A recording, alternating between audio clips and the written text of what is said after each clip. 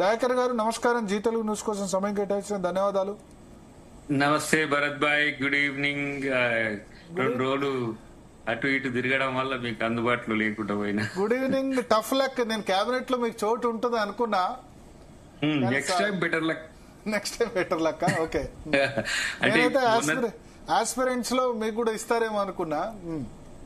అవును, అంటే seniority counts. మొన్ననే ఎమ్మెల్సీ అయినాం కదా, కాబట్టి పరిశీలనకు తీసుకున్నారంటేనే కొంచెం మన గౌరవం పెంచినట్టే. బట్ మీకు తెలుసు కదా, నేను ఎప్పుడేమి ఫోర్స్ఫుల్ గా ఉండను. దయాకర్ను ఆపొచ్చు, అవసరమైతే భవిష్యత్తులో ఎట్లయినా చూసుకోవచ్చు, మన మాట ఏంటని ఆలోచన కూడా ఉండొచ్చు. సో కొంత మాలాంటి వాళ్ళు ఉంటే ఉపయోగంగా ఉండు, ఉద్యమకారులకు మిగతా సోషల్ ఆర్గనైజేషన్స్ కొంత కనెక్టివిటీ ఉండు. బట్ అధిష్టానం నిర్ణయం ఎప్పుడు కూడా కొంత పార్టీ బేస్డ్ గా ఉంటది కాబట్టి ఆల్టర్ అయి ఉండొచ్చు. మేబీ నెక్స్ట్ టైం ఉండొచ్చు, ఉండే అవకాశం. కొంత డిస్టర్బ్ అయినారు అద్దంకి దయాకర్ మంత్రివర్గంలో చోటు లేకపోవడం. డిస్టర్బ్ ఏం లేదు, వాస్తవానికి నేను విజయవాడలో ఉన్నా. అంతేనా? ఎందుకంటే రోజు టీవీలో పార్టీ వాయిస్ వినిపించే అద్దంకి దయాకర్ ఆదివారం నుంచి 3 రోజులు 2-3 రోజులు ఇది ఏమైతుందంటే, ఇప్పుడు ఇదే నువ్వు అడిగిందే వస్తుంది. నీకెందుకు రాలేదు. ఇప్పుడు మనం జీ కంటే కన్విన్స్ చేయొచ్చు, కానీ ఎన్ని ఇప్పుడు ట్రోల్స్ ఇవన్నీ ఉంటాయి. కాబట్టి దాని మీద పెద్దగా నేను సీరియస్ గా చేయలేదు. ట్రోల్స్ కూడా చేశారా? ట్రోల్స్ మీన్స్ ఇప్పుడు నేను చెప్పింది అనుకోండి, ఇప్పుడు మన దగ్గర మాట్లాడుతున్నా కదా, దీని మీద ఏమైతుంది, దయాకర్కి ఇవ్వకపోయినా ఏం లేదట అని ఒకళ్ళు ఇస్తారని కింద మీరు కామెంట్స్ లిస్ట్ చూస్తే అవన్నీ కొంచెం మనం ఎందుకు రప్చర్ క్రియేట్ చేయడం ఎందుకు. ఇవ్వకపోయినా అదేం పెద్ద ఇష్యూ కాదు, ఇస్తే డెఫినెట్ గా అది మంచిదే అనే ఉద్దేశంతోనే ఉంటా. గానీ నేను ఆ 2-3 డేస్ మొత్తం ఆంధ్రాలో ఉన్నా. అక్కడ ఒక సన్మానం పెట్టి ఉండ్రి, అక్కడ టీం ఏపీ మా వాళ్ళు ఉండి అక్కడ పెట్టి, ఇక అక్కడి నుంచి కూడా ఏమైతుంది, ఆ ఏరియా అంతా తిరగడం అయింది. అక్కడ కన్ఫ్యూజన్ ఎందుకు ఎక్కువ అని చెప్పి చేయలేదు. బట్ నిన్న ఈ రోజు మళ్ళీ సీరియస్ యాక్టివిజం లోకి వచ్చినా కదా నేను.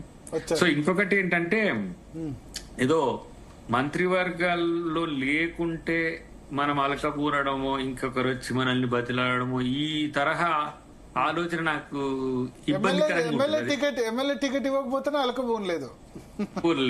అదే రోజు అనౌన్స్ చేశారు, రాత్రి అనౌన్స్ చేశారు. వెంటనే నాకేం బాధ లేదు, నేను పార్టీ కోసం పనిచేస్తాను. అవును 6 times పోయినాయి. 6 times మీరు మొత్తం బ్రేకింగ్ లలో వేసినవి పోయినాయి. అవి నేను కాదు, కానీ మంత్రివర్గానికి సంబంధించిన అంశంలో కొన్ని మనం సమాధానం చెప్పాల్సిన పరిస్థితి వస్తాయి. ఇప్పుడు మూడే చేసిండ్రు, ఇంకా 3 చేయలేదు. ఇవన్నీ ఇప్పుడు వాళ్ళు బీఆర్ఎస్ వాళ్ళు ఇప్పుడు చూస్తున్నా కదా, అది వీళ్ళు ఏంటిది దాని పేరు, మన మంత్రులకు శాఖలు కేటాయింపుకే వాళ్ళకి టైం పడుతుంది. అంటే బీఆర్ఎస్ మాదిరిగా సింగిల్ మెన్ పార్టీ కాదు కదా. ఇప్పుడు లెవెల్ 1 లో పిసిసి సీఎం ఉంటారు, లెవెల్ 2 లో రాటిఫికేషన్ కొరకు మీకు తెలుసు సెంట్రల్ ఎలక్షన్ కమిషన్ ఉంటది.